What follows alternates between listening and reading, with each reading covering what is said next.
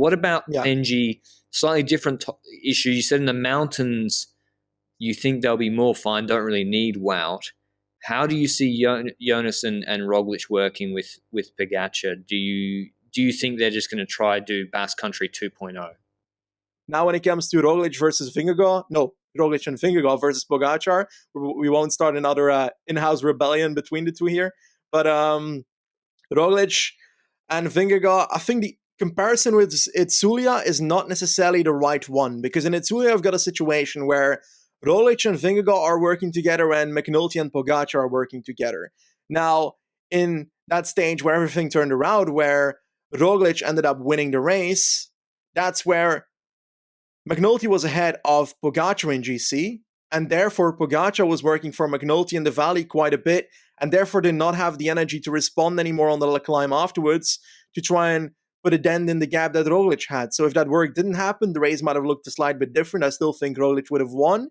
But that scenario will not happen in a Grand Tour. You will not have a scenario where McNulty is ahead of Pogačar on Grand Tour quite normally, despite unless there's like low form on Pogačar, or whether McNulty is suddenly a godlike rider, which he was on Mallorca Challenge last week, but it's still the Tour de France. But there's no scenario where I see Pogačar working with McNulty that easily. And you need that scenario to happen for Pogačar to work for another leader in his team, and then being able to use that in your advantage as Jumbo. So I think that's why the Itzulia example is not fitting for me personally. But when it comes to beating Pogačar, I think it's going to be really tough to beat Pogačar, even with Roglič and Vingegaard. But from a team perspective, we're always talking about, what if we have multiple leaders to beat that one better rider? But it really all comes down to how you use those riders. Because if eventually you end up at the top of a mountain and Pogačar has no domestiques left, and you've got a group with Kuss, Vingegaard, and Roglič. I'm saying Kuss because he's most likely going to be the domestique in that scenario, and I don't see Dennis and Kruijswijk at the top of a major climb anymore after they worked at the start of the climb.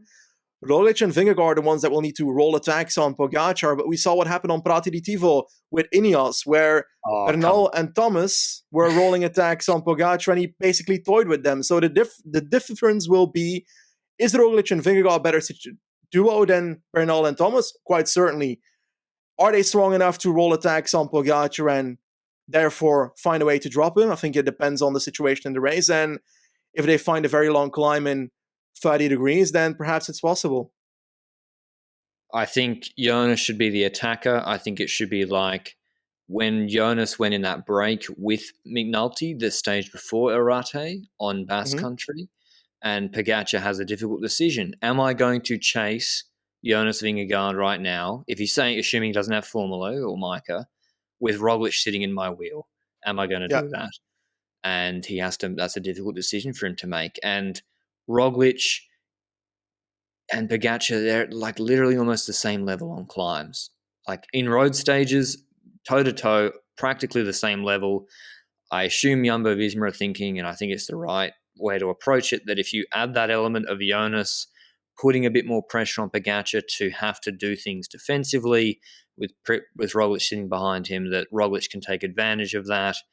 Maybe, for example, like the Collada, Jomena, and then Covadonga stage, you attack with Jonas, link up in the valley with a satellite rider. Pogačar has to chase, assuming Jonas is close enough on GC, and then Roglič can attack a more tired or fatigued Pogačar at the end. Jonas dropped him on Ventoux. The shame was it was a descent finish there. I think that's the way to approach it, and I don't think Wout is that important for that on the climbs per se, but maybe as a satellite rider afterwards. I think they're in a good position to mount an assault against Pogačar despite the signings of Soler and Co at UAE. Would the situation be different if they were riding against Almeida and Pogačar in the Tour de France? Nah, because Almeida wouldn't say be it. there. I wanted you to say it. I knew it. Yeah, I mean, maybe Masnada and Pogačar are probably better combo. So, yeah, we saw Masnada at Lombardia. Then Jesus. Better value at least.